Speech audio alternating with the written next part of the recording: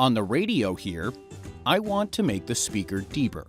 Since it's overlapping with the main body, however, I can't immediately get to the back faces.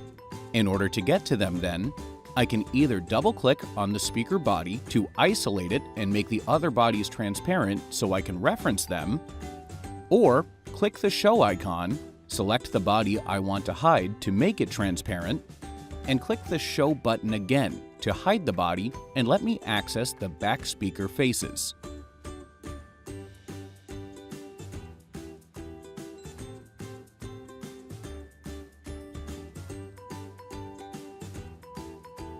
I'll move them back a little and then use the show icon to show the main body once again.